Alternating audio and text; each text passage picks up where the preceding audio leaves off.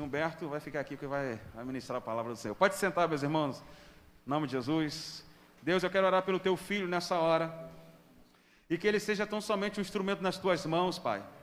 Deus amado, Deus querido, aquilo que o Senhor já falou com ele, que ele venha transmitir, aquilo que o Senhor há de revelar para ele aqui, que nós precisamos receber, porque o Senhor conhece o nosso coração e a nossa mente, Deus. Que o Senhor, meu Pai, venha, Deus, falar conosco nessa noite, no nome de Jesus. Amém. Amém.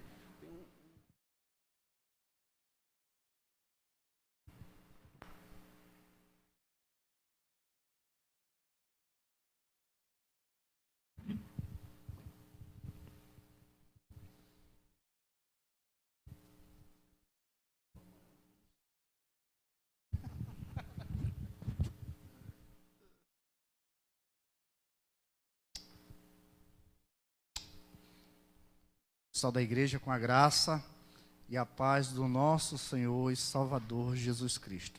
Amém? É motivo de nós nos alegrarmos por participar da história dessa igreja, estarmos aqui contribuindo com aquilo que o Senhor tem colocado no nosso coração. Somos gratos a Deus pela confiança do pastor Renato sobre a minha pessoa, de estarmos aqui no púlpito dessa igreja, transmitindo uma palavra de Deus para os nossos corações. Antes de entrarmos no assunto que vamos estar ministrando, a palavra que vamos ler, eu vou estar pedindo para que a igreja se coloque de pé para nós fazermos uma oração. Nos foi informado que um jovem, o filho da irmã Natalícia, está doente e carece dos nossos cuidados, das nossas orações. Sabemos das dificuldades que aquela família já tem enfrentado ao longo de alguns anos pela doença da própria Natalícia, mas nosso Deus é o Deus que sabe todas as coisas, que está no controle de todas as coisas, nada foge do controle de Deus. E tudo que nos acontece, nós temos que entender que é a vontade permissiva de Deus e Ele vai estar no controle de todas as coisas. Vamos estar orando neste momento, pedindo para que Deus possa estar visitando a vida de Wanderson e trazendo cura para essa enfermidade.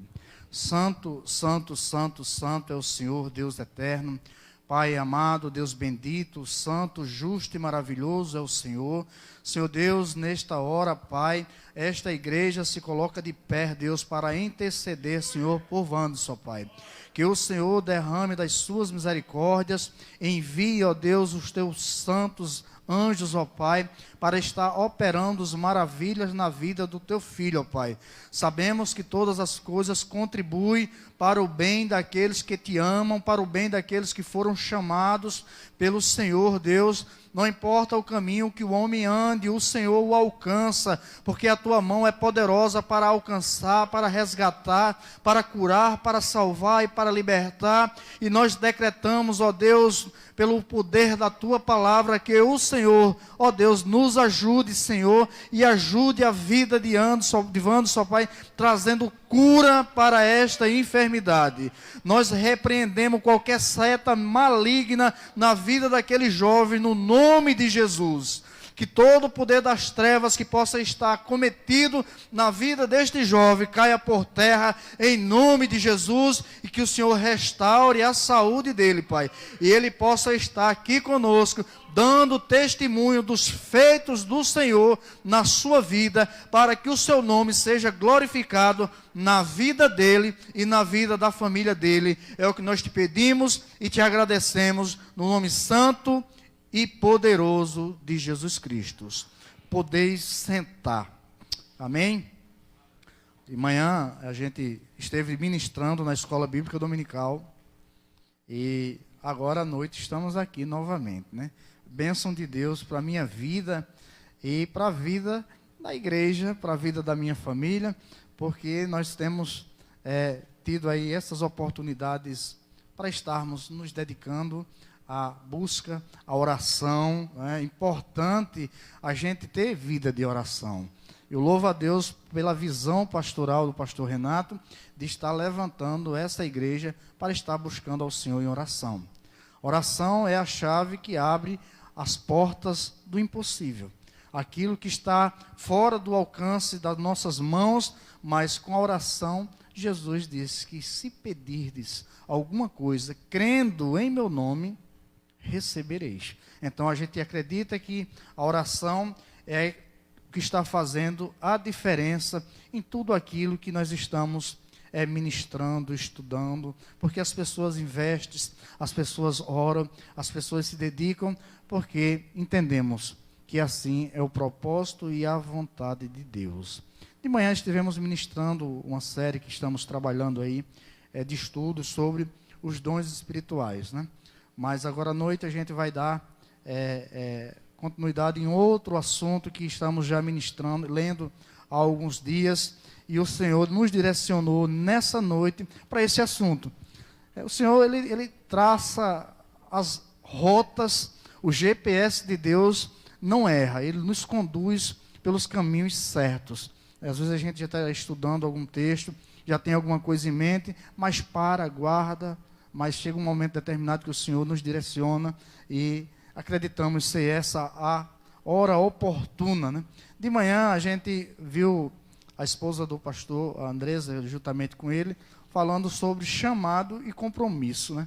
Quando a gente viu aquela logo ali, eu disse, meu Deus. Depois eu disse até ao pastor, rapaz, chamado de novo, de noite? Mas é isso, né? Não fui eu que separei, né? E muito menos combinei com a Andresa, vamos trabalhar chamado, compromisso. Não.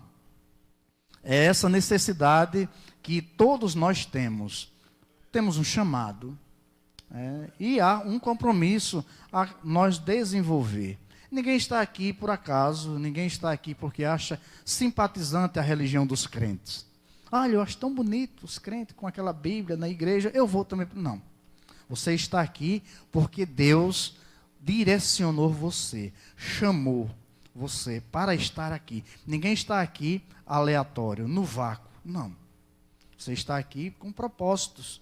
Deus tem propósitos definidos para a minha e para a sua vida. Aqueles que nos assistem pelo Facebook, né, a gente já está acostumado aqui com uma boa parte dos irmãos, e às vezes a gente se esquece que também está ministrando para algumas outras pessoas no Facebook, né? A gente está acostumado já com os rostinhos aqui, ainda em um número bem reduzido, né? Mas acreditamos que tudo irá continuar fluindo bem, e essa flexibilidade vai ser mais acessível, porque uma coisa que corta ainda o meu coração é não poder ver os rostinhos das crianças na igreja. Isso dói, né? Porque estão impedidos, as pessoas de uma idade maior, mais avançada também estão impedidos, e só Deus sabe como está o coração dessas pessoas em casa. Sabendo, às vezes, assim, até se perguntando, será se eu ainda vou poder ir para a igreja? Mas em breve tudo voltará ao normal. Então você que nos assiste, fique atento, porque o Senhor irá trazer uma palavra para o seu coração nessa noite, em nome de Jesus. Nós vamos ler 2 textos. Um texto como base para a nossa ministração e um texto de apoio para que a gente possa fazer associações e fazer links de uma mensagem, de uma palavra, de um texto com outro. Mateus capítulo 26, eu acho. Deixa eu ver aqui. Mateus 26, do 47 ao 50. É o texto base que nós vamos nos apoiar para essa mensagem. Mateus 27, do 47 ao 50.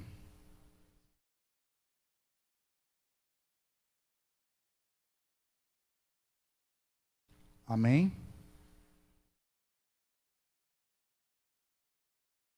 Mateus 26, do 47 ao 50.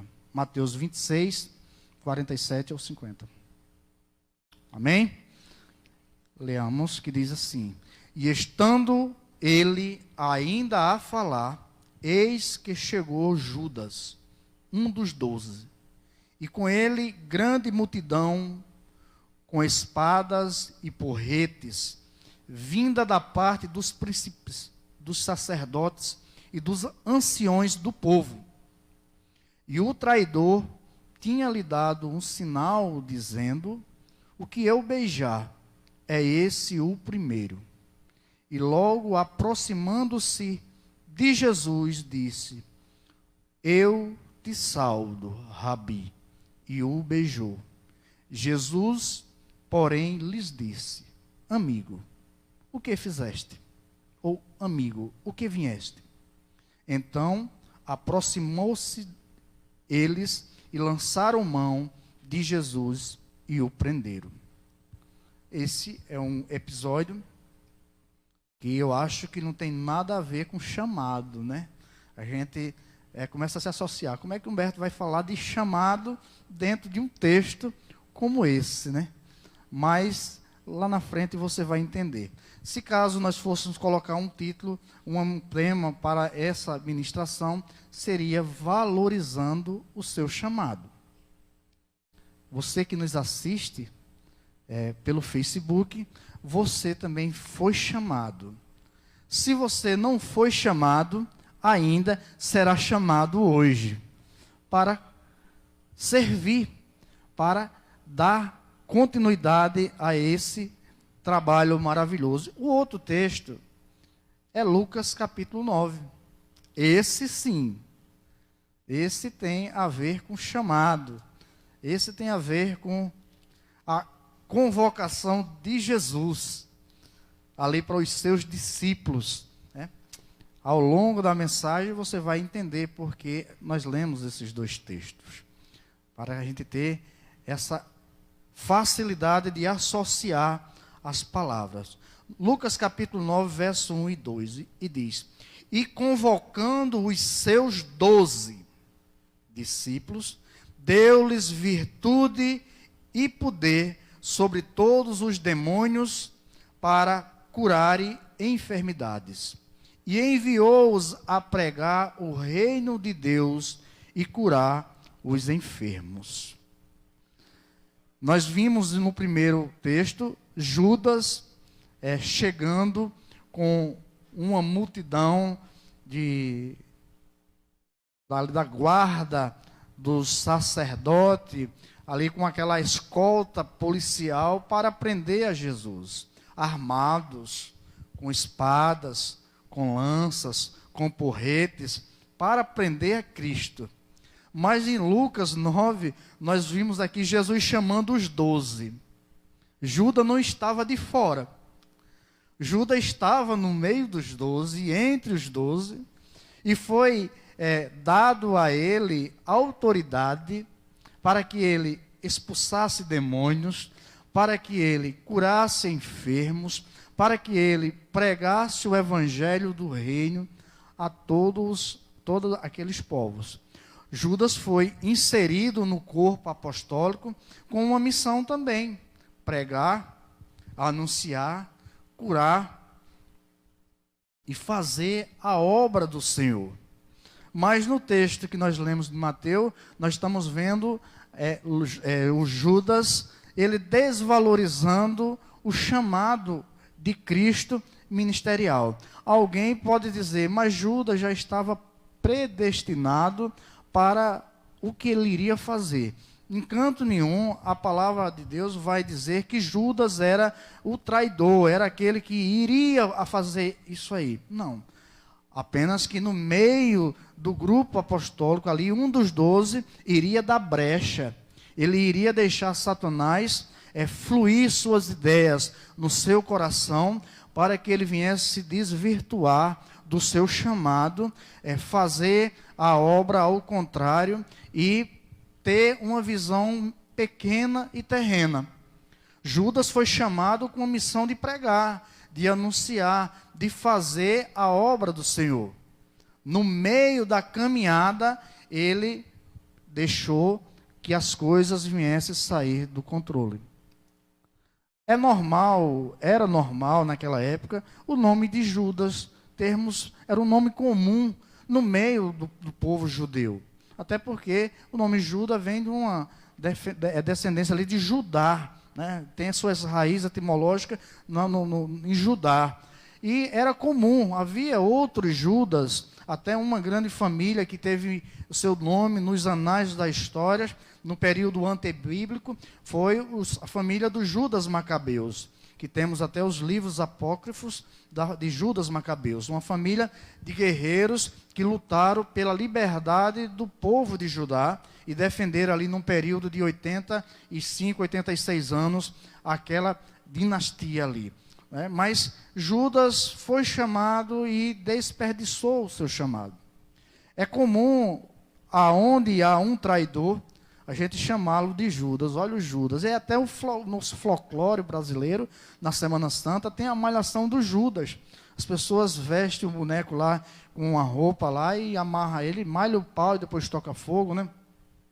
Por quê? Quando se fala em traidor, quando se fala em traição, a gente já vem em mente a palavra do Judas. Esse aí é o Judas, é aquele que traiu, é aquele que abdicou da fé, aquele que apostatou da fé, é aquele que não seguiu os ensinamentos e traiu o seu líder, o seu chefe. Porque a traição, de uma forma ou de outra, ninguém quer ser traído, porque quem nos trai não é os nossos inimigos. Quem nos trai é os nossos amigos, é aqueles que estão conosco no dia a dia, é aqueles que convivem conosco, é aqueles que estão no nosso meio social.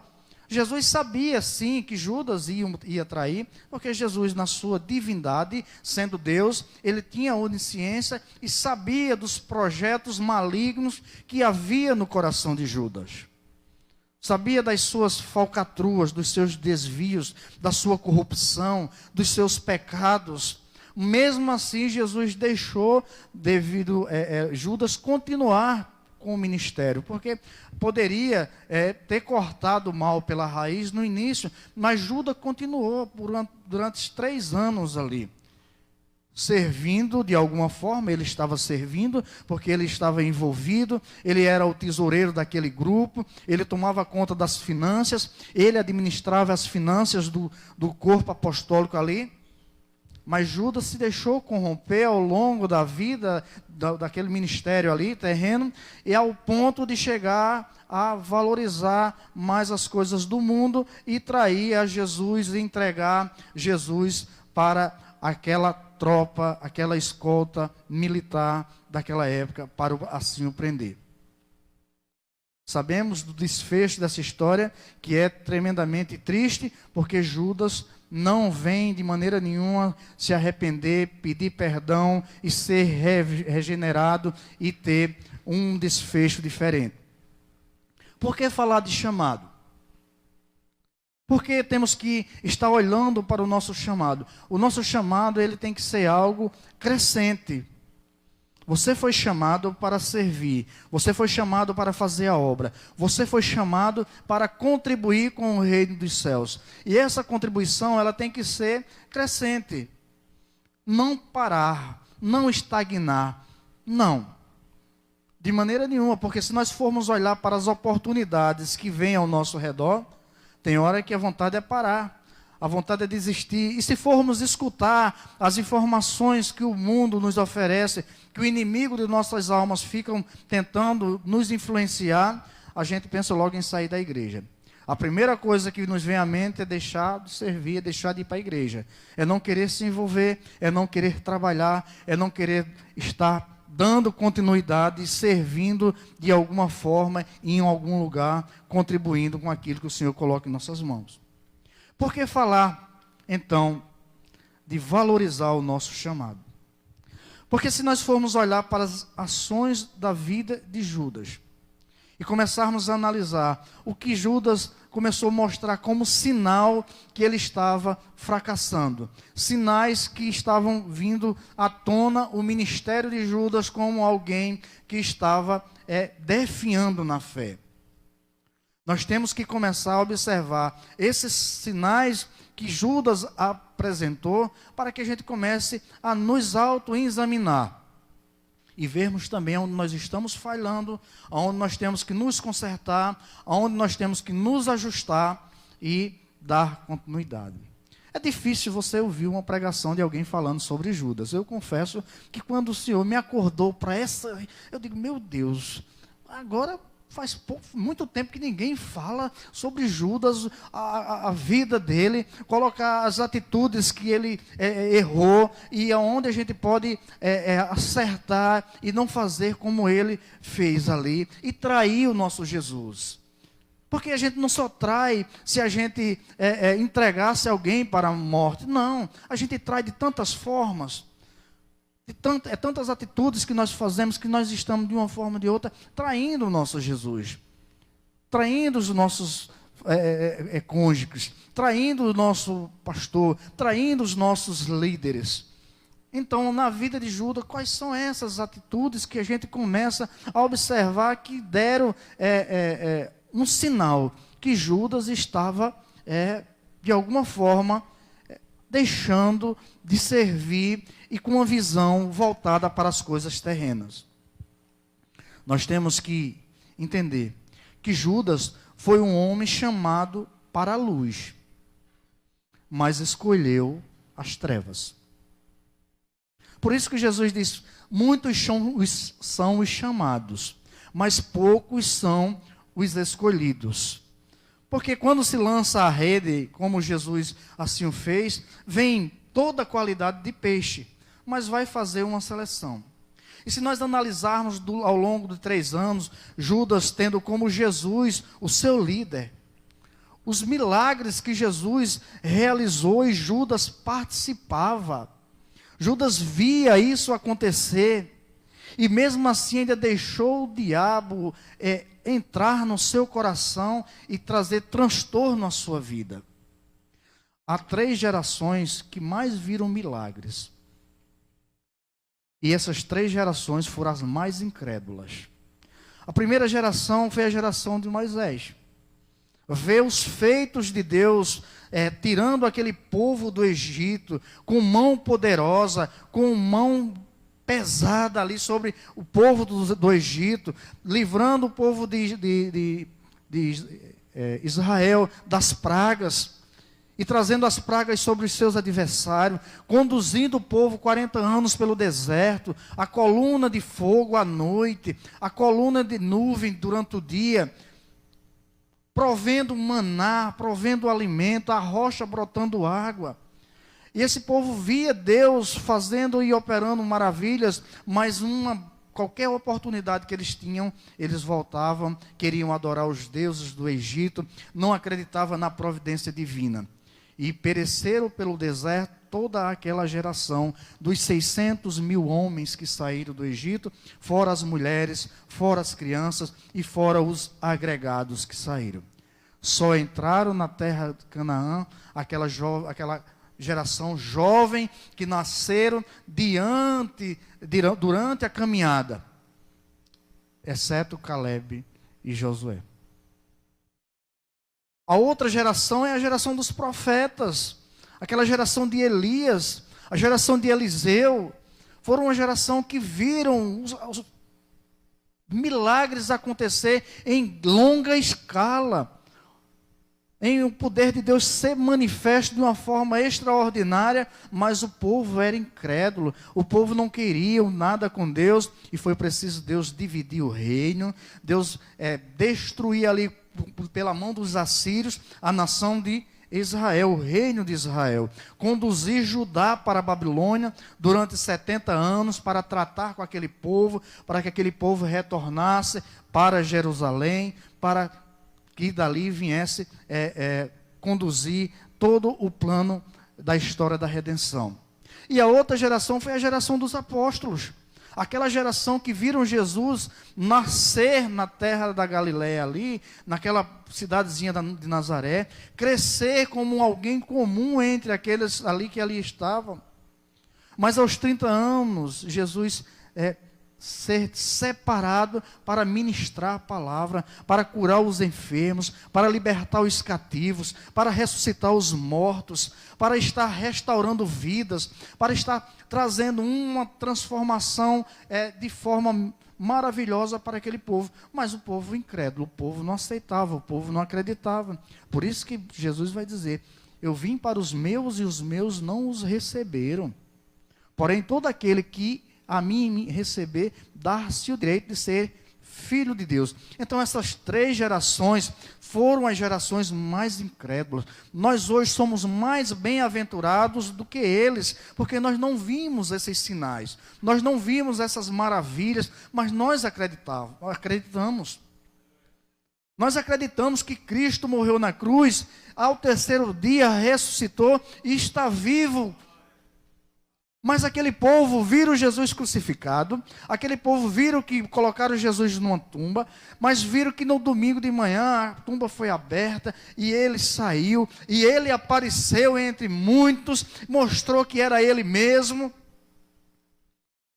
Quem sabe se não viram até ele subindo ao céu. Mesmo assim não acreditava nos feitos de Jesus.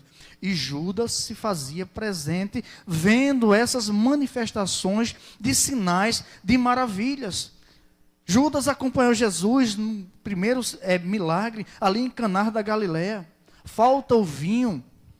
Jesus vai ali e manda que enche aquelas vasilhas de água e o vinho, a água é transformada em vinho.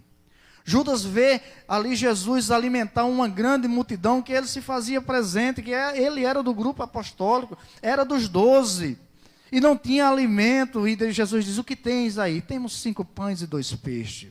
Jesus diz, manda que sente todos na relva, em turma de 50, turma de 100, turma de 10, e começa aí, distribuir pão e peixe para esse povo. Todos comem e sobra 12 cestos. Depois alimenta mais uma grande multidão. E sem contar os outros sinais de pessoas sendo purificadas, limpadas da lepra, cegos sendo restaurada a visão, mudos ouvindo, demônios sendo expulsos de pessoas pelo poder da palavra de Deus, mortos sendo ressuscitados. E Jesus dizendo que todos esses sinais iam acontecer, mas que ele ia ser entregue, que as coisas iam caminhar dessa forma, mas Judas não atentou para esse chamado. E se deixou levar pelo enganador.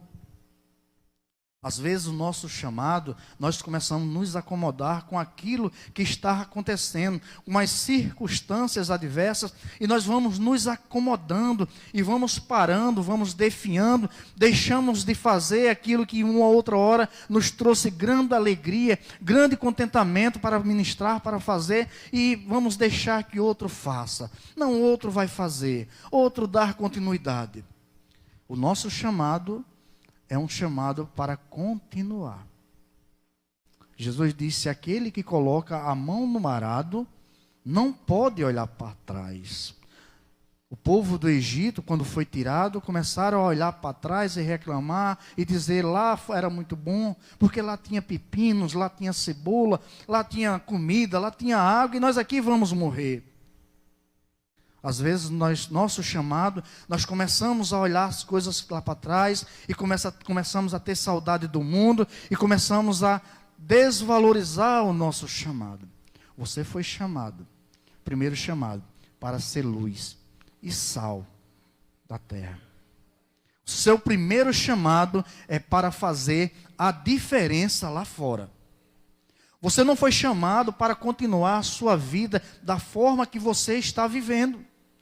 Você não foi chamado para viver no banco acomodado e a vida passando e os anos indo embora e você envelhecendo, e vai chegar um dia pelo qual você não vai ter mais contentamento, diz Eclesiastes capítulo 12.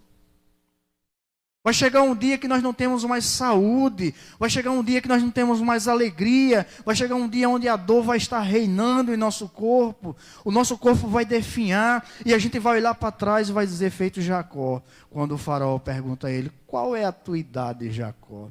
Aí ele diz, 130 anos, poucos e mal vividos. Já pensou? 130 anos, pouco e mal vivido. Nosso chamado é para fazer diferença, é para ser luz diante das trevas, é para ser sal, para trazer algo que venha trazer restauração nas vidas. Valorize o seu chamado, porque o nosso Deus é poderoso para atuar na nossa vida. Mas aonde Judas começou a fracassar?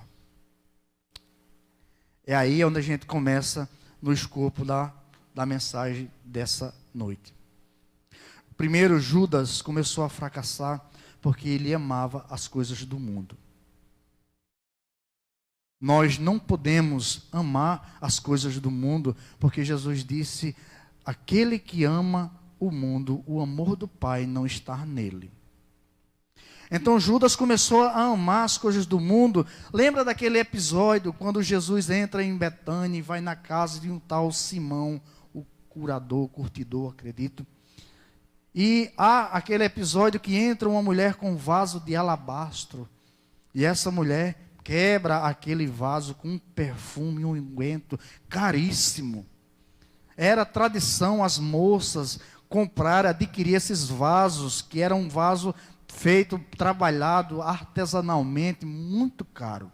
E as moças guardavam aquele vaso, adquiriam um unguento, um perfume raríssimo, caríssimo, e guardavam para sua noite de núpcia.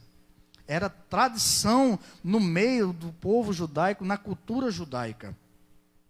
E aquela mulher, ela tinha esse vaso de alabastro, o perfume era equivalente, o custo daquele perfume ao salário de um operário normal durante um ano. Então faça uma conta aí de um salário mínimo vezes 12. Daria um preço só do custo daquele unguento, daquele perfume, um alto valor. E aquela mulher quebrou aquele vaso, ela não despejou, ela quebrou e ela ungiu a Jesus ali. Mas Judas, dentro de si, já começou a dizer assim: isso é um desperdício. Para que ela fez isso? Porque esse dinheiro não foi vendido, esse vaso com esse unguento, e esse dinheiro não veio para a gente contribuir com cestas básicas para os pobres. Aí diz a palavra que ele disse isso porque amava o dinheiro, porque guardava a bolsa e metia a mão na bolsa e tirava o que de ali era oferecido, né, para ele. Ou seja, ele era ladrão. A visão dele era terrena. Nós começamos a desvalorizar o nosso chamado quando nós pensamos que vamos viver aqui eternamente. E queremos construir casas, queremos construir edifícios, queremos fazer projetos para a vida toda aí, nos acumular de serviços, de coisas, pensando que não vamos partir. Não, é proibido fazer isso de maneira nenhuma. Mas a gente temos que entender que o nosso maior tesouro não é na terra. O nosso maior tesouro é no céu, aonde as traças não roem, aonde a ferrugem nem os ladrões podem chegar. Mas Judas começou a dar sinais que o seu ministério estava fracassando quando começou a olhar para as coisas terrenas. Difícil é viver aqui na terra com os pés no chão, mas o coração no céu. Temos que ter essa ideia. Estamos no mundo, mas não somos do mundo. Estamos aqui de passagem. E durante essa passagem eu tenho que deixar um legado. Eu tenho que deixar uma história. Mas não uma história que me traga informações feita a história de Judas. Me diga aí, de quem tem bom senso vai querer colocar o nome do seu filho, Judas Iscariotes? Ninguém nunca viu. Ninguém quer. Não é isso? Por quê? Uma pessoa que desvalorizou o seu chamado ao ponto de trair o seu mestre. Judas amava as coisas do mundo. Judas era dissimulado. Se você ler Mateus 26, 25, diz que, e respondendo Judas, o que traía, disse: porventura, Rabi. E disse: sou eu, Rabi. E Jesus disse: o que tu disseste. O que foi isso? Na ceia, quando estavam reunidos, depois de Jesus pegar aquela toalha, colocar na sua cintura, lavar os pés dos discípulos, lava as suas mãos, volta ali para cear, e ele diz: um de vocês aqui vai me trair hoje. E diz que todos os outros ficaram entristecidos. e perguntava: sou eu? Sou eu? Será que sou eu? E Judas diz: ô Senhor, será que sou eu que vou lhe trair? Mas ele já tinha combinado com os chefes, com os sacerdotes, com aquele povo ali que iria entregar Jesus. Ele já sabia. Então Judas era um dissimulado. Já pensou o que passava na cabeça daquele homem, sabendo que Deus tudo vê, e que nós temos teto de vidro, e Deus enxerga tudo e em todo lugar? Ele sabendo que Jesus era Deus ali em pessoa, e ainda tentar mentir, ser dissimulado para Jesus. Às vezes, na nossa vida, nós também agimos sendo dissimulados, nos fazendo de tonto, de sonso para as pessoas, não sabendo nós que as pessoas conhecem. Nós estamos sendo dissimulados. A gente sabe que aquela pessoa está praticando aquilo que não era certo. Mas quando você fala, ela diz: será? É não. Eu não. Judas, além de ser um homem que olhava para as coisas terrenas, ele era dissimulado. Judas também foi ingrato. Ingratidão é terrível. Porque ingratidão é você devolver aquilo que não de maneira nenhuma seria o certo para uma pessoa. Jesus chamou, Jesus comissionou, Jesus desceu ali sobre eles poder para que eles pudessem pregar, para que eles evangelizar. Eles voltaram todos felizes e alegres e dizendo: Senhor, no teu nome até os demônios são expulsos. Jesus disse: se alegre por ter o nome de vocês escrito no livro da vida. Mas Judas foi ingrato. Então um dos 12, chamado Judas Iscariotes, foi ter com os príncipes dos sacerdotes. Mateus 26, 14. E desde então buscava a oportunidade para o entregar. Mateus 26, 16. Veja, ele já tinha ido ter com os principais e os sacerdotes. E daquele momento em diante procurava uma oportunidade para entregar Jesus. E o que me chama a atenção nesses textos é que Jesus inicia o seu ministério depois de uma investida de oração. Quando Jesus investe 40 dias de jejum e oração, que ele sai do deserto, ele inicia o seu ministério. E Jesus, na hora de enfrentar a das mais terríveis momentos da sua vida, que é a sua paixão, Jesus passa a noite em oração. Leva alguns dos apóstolos com ele para orar. Ele passa a noite e depois acontece tudo isso. Então Jesus sabia que Judas era o traidor, que ele já tinha deixado o diabo arruinar a sua vida, desvirtuar o seu chamado. Mesmo assim, Jesus ainda olha para Judas e diz: que vieste fazer, amigo? Jesus, ele esperava que Judas pudesse tomar uma atitude diferente. Mesmo nós sabendo que havia um plano traçado na história, que um dos 12 iria trair, um dos 12 iria levantar seu calcanhar contra o Filho de Deus, porque ia deixar ser usado. E o diabo também sabia que no meio daqueles 12 ali, alguém ia ceder, porque ele tentou a Jesus. Ele investiu na vida de Jesus, nas áreas da vida de Jesus, mas Jesus não cedeu. Então ele não cedendo, ele diz assim: então eu vou procurar na vida desses homens que está com ele, aquele a quem eu possa investir para frustrar os planos divinos. Mas aquilo que Deus tem preparado para mim e para você, é para que nós ficamos vigilantes, para que nós ficamos atentos, que o inimigo está a todo momento tentando uma oportunidade para nos frustrar, para nos desanimar, para nos enfraquecer, para nós não valorizarmos o chamado de anunciar as boas novas do Evangelho de salvação e trazer vidas para Cristo. Nós temos que ser inteligentes E saber que o inimigo, ele está buscando uma oportunidade para trazer a desunião, uma oportunidade para trazer informações negativas, criar uma oportunidade para nos fazer parar. Mas o nosso chamado, Cristo nos chamou para nós continuarmos o trabalho que Ele iniciou, que os apóstolos deram continuidade, e Ele hoje nos chama para estarmos sendo esse que irá anunciar, que irá servir, que irá ter transformação, sem estar olhando para trás, sem sermos dissimulados, sem sermos ingratos por aquilo que o Senhor tem feito na minha vida e na sua. Porque nós sabemos, hoje, para onde nós estávamos destinados a ir.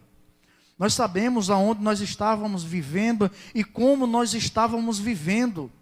E o que nos aguardava. Mas uma vez que Cristo nos resgatou, se nós abandonarmos o chamado, nós estamos sendo ingratos para com Deus. Ingratidão. Que não venhamos ter essas atitudes. Além de dissimulado, de ingrato, Judas também era ladrão. A Bíblia deixa claro isso. Então, um dos seus discípulos, Judas Iscariotes, filho de Simão, o que havia de traí-lo, disse: por que não se vendeu este unguento por 300 dinheiros e não deu aos pobres? Ora, ele disse isto, não pelo cuidado que tivesse com dos pobres, mas porque era ladrão e tinha a bolsa e tirava o que ali se lançava. Evangelho de João, capítulo 12, 4 e 6. Então ele, além de tudo isso, ele tinha essa má índole na sua vida. Há coisas em nossa vida que nós temos que corrigir. Há coisas em nossas vidas que a gente não pode permanecer que isso aconteça. E honestidade é uma delas. Temos que ser honestos em tudo que nós vamos fazer, em tudo que nós vamos tratar.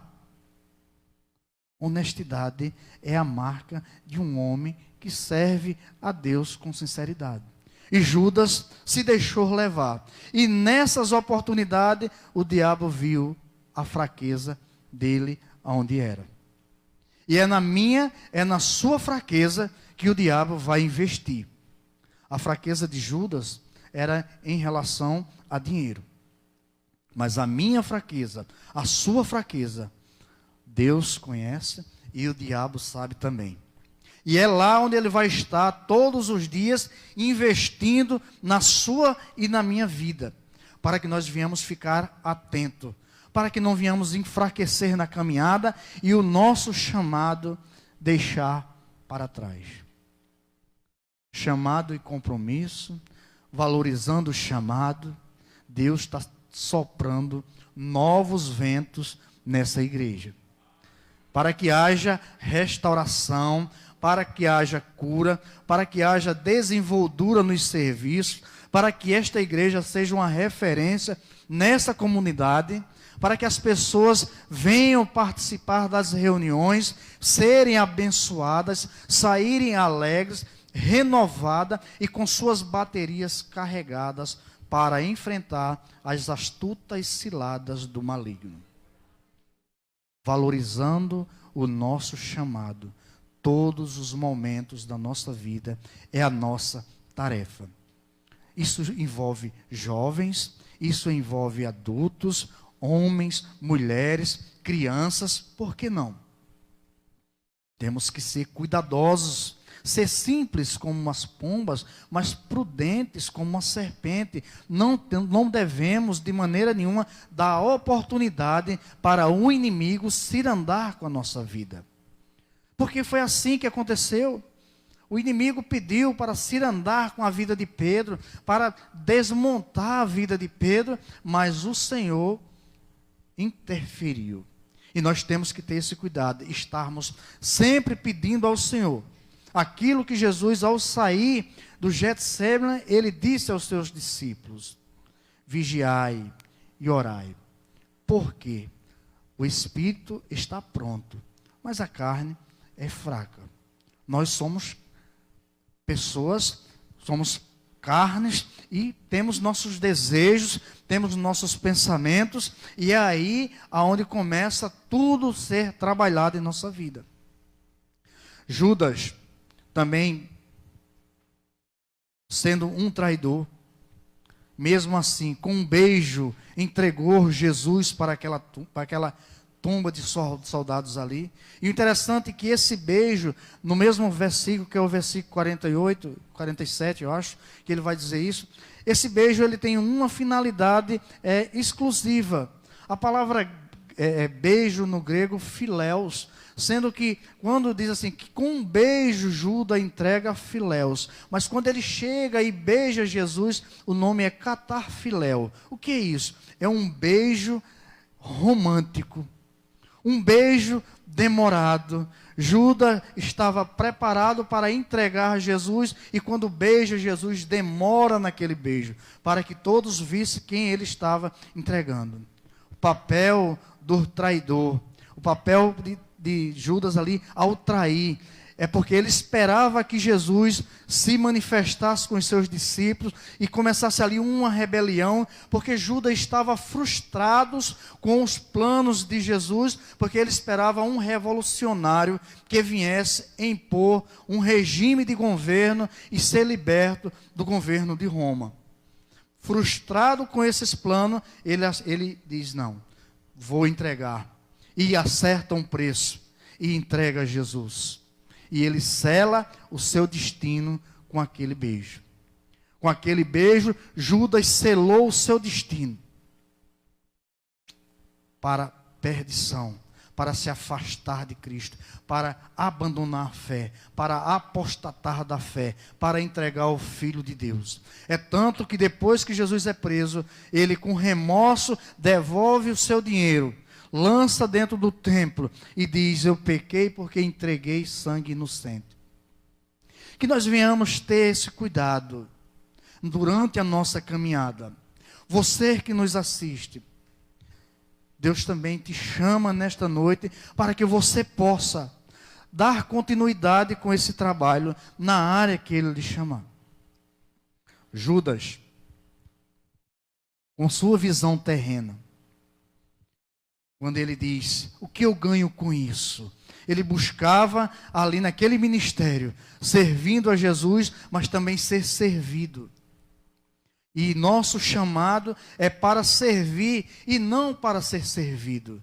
Quando Judas diz, o que eu ganho com isso? Ele estava querendo ser servido. Às vezes nós estamos na igreja querendo ser servido, querendo ser bajulado, querendo ser visto, querendo ser de alguma forma propagado. Mas aqui o nosso chamado é para servir, é para propagar, é para somar, é para multiplicar e nunca vir subtrair.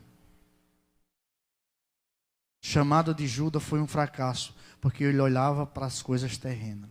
O chamado de Judas foi um fracasso, porque ele queria ser servido. O chamado de Judas foi um fracasso, porque ele desacreditou do Filho de Deus. A nossa fé deve estar firme naquele que nos chamou, aquele que iniciou a boa obra em nossa vida. Ele é fiel para cumprir. Concluindo essa mensagem, nós temos 3 aplicações para a nossa vida. Primeiro, que o chamado de Jesus também foi para nós. Não foi só para os 12. Ele nos chamou, Ele nos escolheu para nós irmos, para nós dar fruto e esse fruto permaneça. E ainda nos avisa na sua palavra que se nós cremos naquele que nos salvou, nós faremos coisas grandiosas, projetos maravilhosos, alcançamos pessoas, porque também Ele nos chamou. E a ordem de Jesus é para não olharmos para trás. Não são as dificuldades que você está enfrentando que vai fazer você parar. Olhe para Deus, que é o que controla todas as coisas, que ressuscitou a Jesus. É o que sara as nossas feridas, é o que cura as nossas dores, é o que perdoa os nossos pecados. Será que Ele não vai intervir nos seus problemas da sua vida, no seu relacionamento conjugal, nos seus filhos com problemas de drogas, na sua saúde, na saúde dos seus parentes, na sua vida financeira? Será que aquele que nos chamou, aquele que nos envia, também não supre as nossas necessidades? E às vezes nós começamos a olhar para trás, porque nós vemos as pessoas prosperarem, e a gente não prospera, e as coisas não dão certo, e as coisas não fluem, e nada muda em nossa vida, porque nós precisamos mudar a nossa forma de agir, a nossa forma de pensar, a nossa forma de enxergar as coisas de Deus. Por que a minha vida espiritual não muda? Por que eu não tenho experiências maravilhosas com Deus? Porque o Espírito Santo não me sacode de uma forma que eu venha sentir a sua presença e venha me deleitar na presença de Deus? Você não foi chamado? O Espírito Santo não está com você? Mas às vezes você está olhando para as coisas do mundo com uma visão pequena e terrena. Está desperdiçando tempo. O nosso tempo é curto. A nossa morte é certa. E temos que aproveitar, remir o tempo, como diz Paulo. A ordem de Jesus é para nós não pararmos, para nós continuarmos. As dificuldades e os problemas que nos advêm não podem de maneira nenhuma ser uma barreira para desistirmos da fé, para entregarmos as luvas, para pendurarmos as chuteiras, para pararmos na caminhada. Não. Aquele que nos chamou é fiel para cumprir a sua promessa. Não desanime. Não desanime, tenha bom ânimo, levante a cabeça. Cristo que te chamou é o que te sustenta, é o que vai intervir na tua vida familiar, é o que vai intervir na vida do teu marido, é o que vai trazer saúde para a tua vida, é o que vai salvar os teus filhos. Não desista, não pare de lutar. Caminhe. Confiante que Deus é poderoso para realizar na minha e na sua vida muito mais do que aquilo que pedimos ou pensamos. Tenha a atitude de Paulo: combati o bom combate e acabei a carreira, guardei a fé. Jesus nos chamou para sermos valentes de Deus, para estarmos dando continuidade, revigorados, alegre, feliz. O nosso chamado só termina na glória. O nosso chamado, quando Jesus dizia assim: vinde a mim, benditos de meu Pai, recebei por herança aquilo que está preparado para vocês desde a fundação dos séculos. Nosso chamado só termina no céu. E por último, Jesus continua chamando. E ainda esta noite, Ele te chama também, para fazer parte deste exército que anuncia salvação, para ter parte nas coisas concernentes ao reino dos céus, para ter seu nome junto e escrito no livro da vida, para fazer parte das mansões celestiais um dia, para ter perdão de pecados, para ter certeza de salvação, para ter uma vida dirigida pelo Espírito Santo de Deus, para viver uma nova natureza de vida, para ser guiado pelo Espírito, para ser tirado das trevas e trazido para a luz. O chamado de Deus é para você essa noite. Você que está conosco, que precisa acertar a sua vida com Jesus, a oportunidade lhe é dada. Porque o Senhor está chamando para que você se conserte, para que você restaure a sua vida, para que você feche essas brechas que você está deixando o inimigo minar coisas maus na sua vida. Não desperdice o seu chamado. Cristo está hoje anunciando, através do Espírito Santo, no seu coração, que você precisa entregar a sua vida a Jesus. O autor da vida, aquele que os reis não conseguiram deter, porque ele é rei eterno. Ele morreu, mas ele ressuscitou e reina eternamente. Aqueles que a morte não conseguiu deter, porque morreu, mas ressuscitou e vive eternamente. E aquele que intercede por mim e por você, a Deus. E Ele hoje te chama para fazer parte deste chamado de servir a Ele, de ter perdão de pecado, vida eterna e certeza de salvação. Um dia eu escutei a voz do Senhor me chamando. E eu não hesitei em dizer, eu quero servir, eu quero caminhar. E o caminho é longo, o caminho é apertado, mas o Senhor está conosco todos os momentos da nossa vida, nos ajudando.